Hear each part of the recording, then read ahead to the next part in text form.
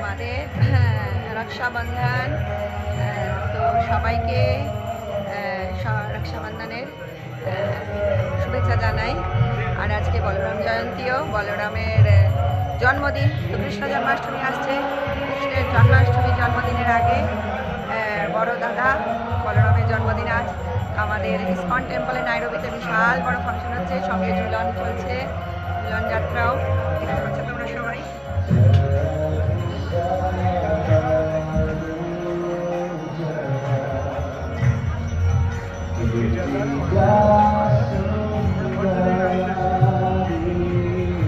সঙ্গে চলছে 4 দিনের কীর্তন সাফারি।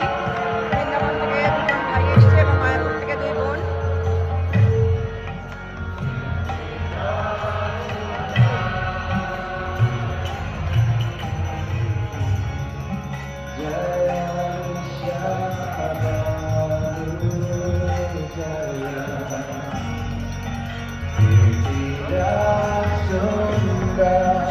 সবাই ভালো থেকো, টাটা, আবার আসবো।